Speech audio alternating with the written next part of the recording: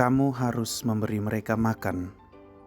Perintah Yesus kepada para rasul-Nya ketika mengawali peristiwa penggandaan 5 roti dan 2 ikan ini menjadi suara yang terus-menerus menggema dalam diri. Dari hanya sebuah ayat yang berlalu di telinga ketika mendengar kisah kemahakuasaan Tuhan yang memuaskan lapar 5.000 orang pengikutnya saat itu, menjadi sebuah panggilan yang terus-menerus bertalu dalam hati. Panggilan yang akhirnya menjadi pilihan hati untuk memilih menjadi penyuluh agama Katolik pada Kementerian Agama Republik Indonesia.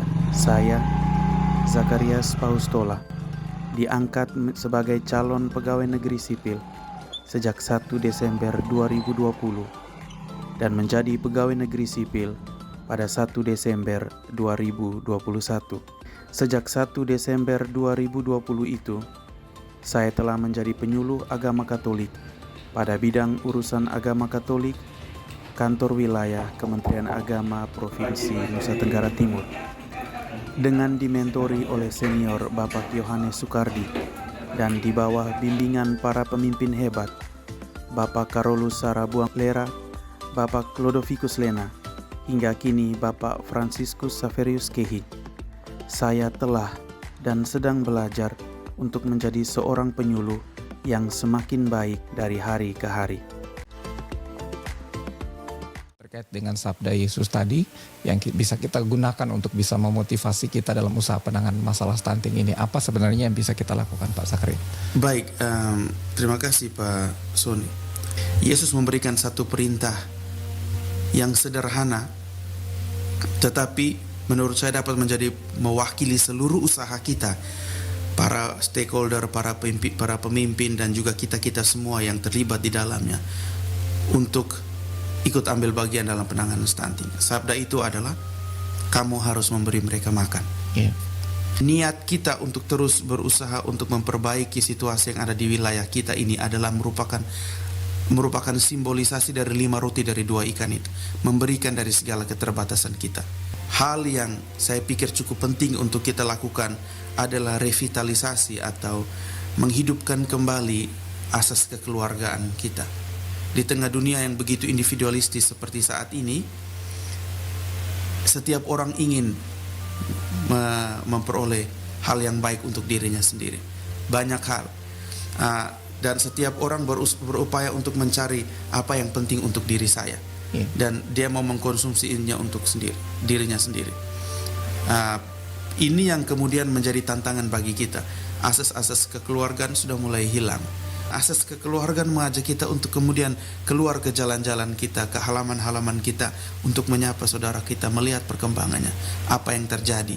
Mungkin ada yang sesuatu yang berlebih dari kita, bisa kita bagikan kepada mereka tanpa tedeng aling-aling, tanpa status predikat, tanpa status sosial tertentu yang ingin kita pertahankan di situ. Nah, ini yang dimasukkan oleh Yesus dengan kamu harus memberi mereka makan. Istilahnya adalah penggandaan roti, bukan pengadaan roti. Artinya apa? Bahwa usaha untuk penanganan stunting tidak akan pernah bisa datang turun dari langit seperti mana. Dia akan bisa bekerja jika setiap orang memberikan proporsi usahanya sendiri untuk penanganan persoalan ini. Dimulai dari keluarga kita masing-masing, memperhatikan nilai gizi keluarga kita.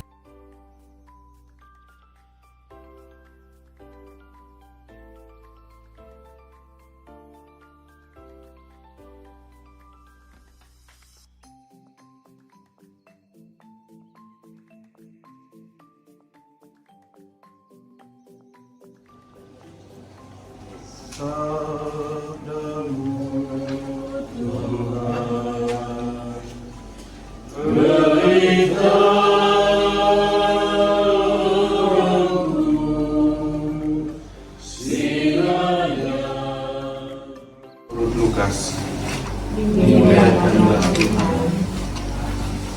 Pencahayaan lampu sejajar dengan penerimaan benih. Benih belum benar-benar diterima jika tidak bertumbuh, dan dengan cara yang sama, cahaya belum benar-benar menyala jika tidak ada terang di rumah. Dengan kata lain, tidak ada cahaya di rumah itu jika kita tidak ada buah dan terang yang terwujud dalam lingkup praktis kehidupan kita sehari-hari, maka sangat sulit untuk percaya bahwa kita memiliki iman atau benih yang diterima, atau bahkan lampu yang menyala di dalam diri kita. Bapak, Ibu, sama saudara dan saudari yang terkasih dalam Kristus, kita semua perlu terang. Salah satu cara adalah ketika orang lain bertindak sebagai cahaya Kristus yang bersinar.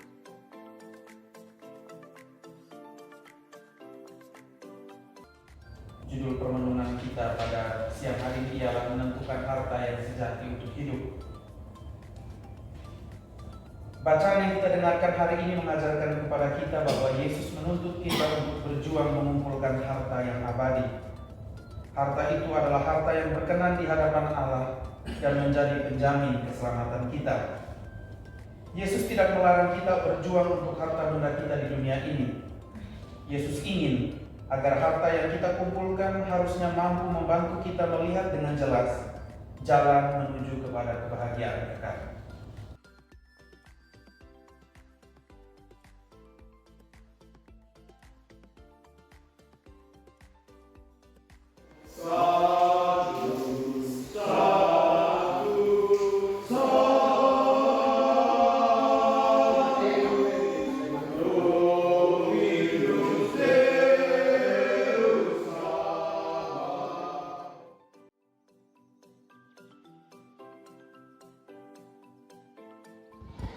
Baik, keluarga adalah Ecclesia Domestica. Dipanggil setiap anggota keluarganya untuk hidup seperti umat Allah sendiri.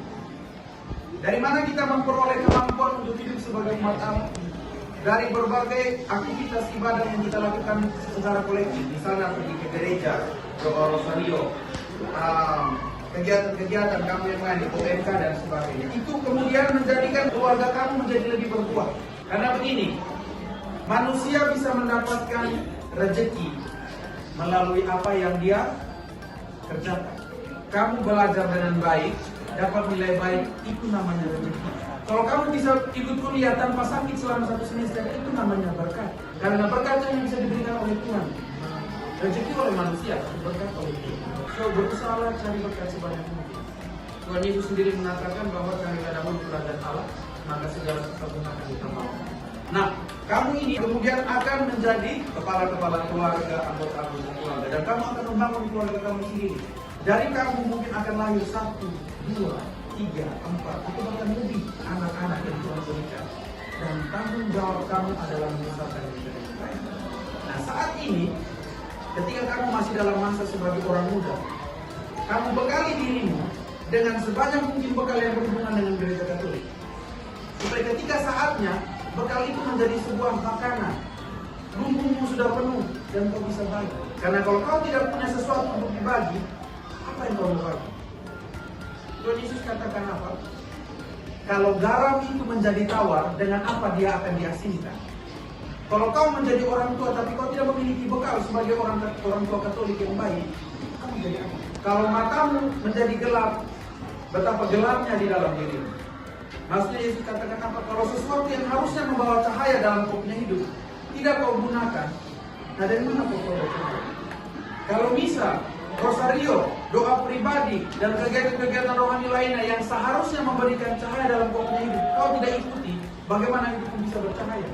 Tidak heran kalau kemudian kamu merasa macam sakit, merasa gagal dalam hidup, ada banyak persoalan saya tidak bisa selesaikan, tidak selesai, kerja tugas saya mudah terdistorsi untuk melakukan hal yang lain. Mungkin cahaya yang sudah berubah. Tapi saya punya tenaga. Jadi apa yang saya buat? Saya pendekatan.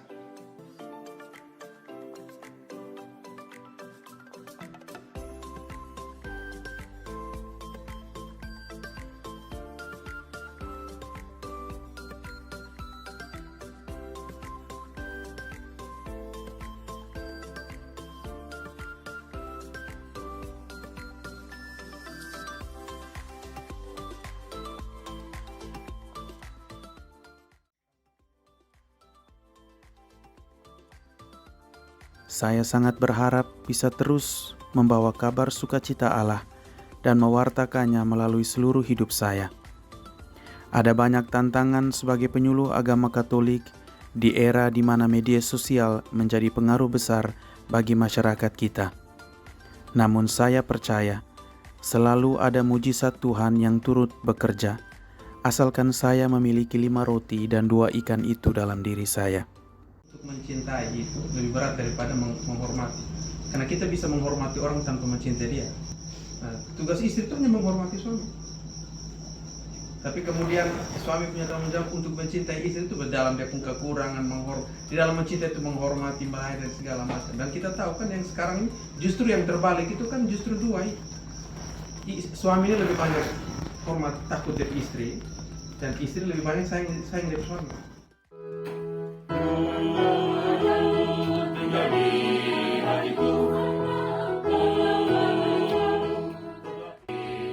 Saya masih dan akan terus belajar untuk memberikan pelayanan terbaik, bukan hanya sebagai pelaksanaan tugas dan tanggung jawab, tetapi lebih dari itu, menjadi perpanjangan tangan kasih Tuhan kepada sesama.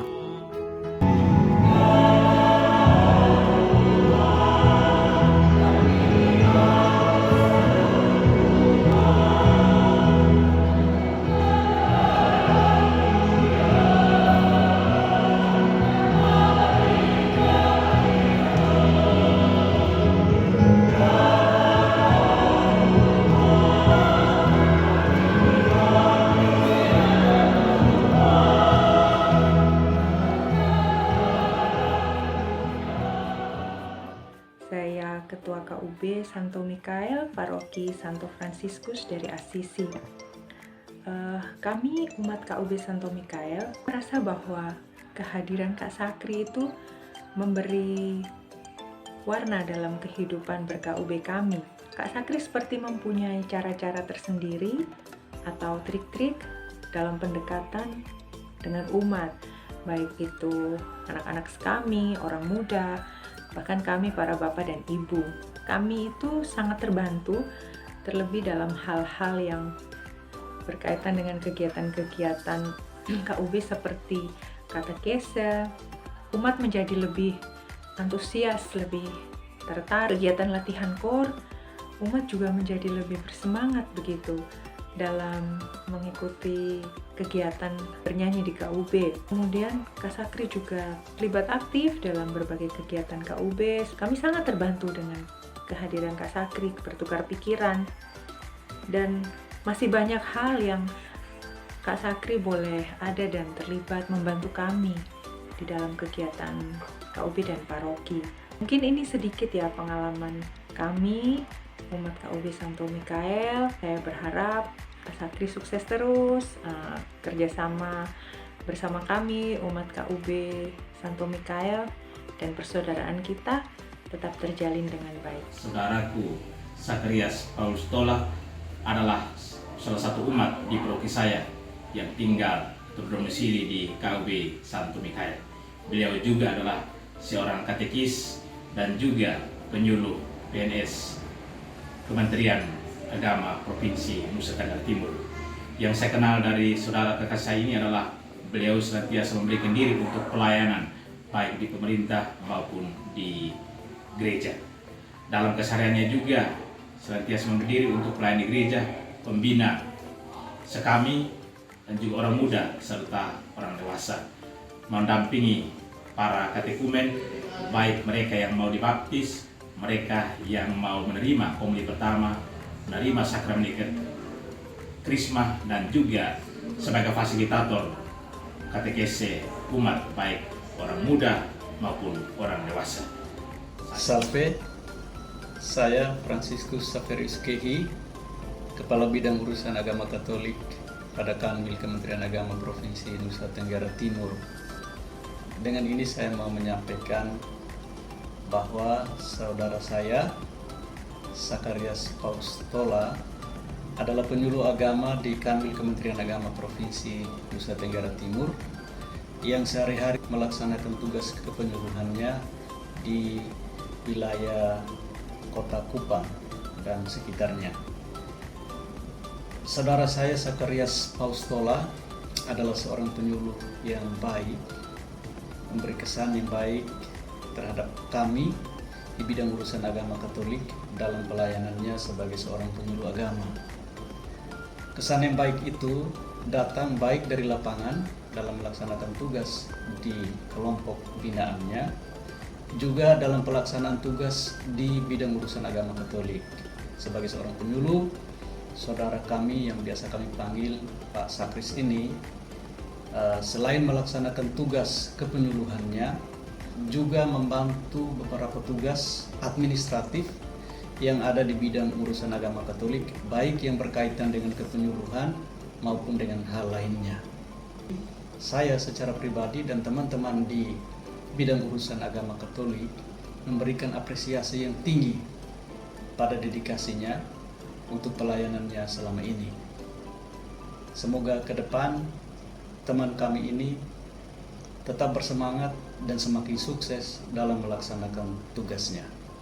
Terima kasih. Salve.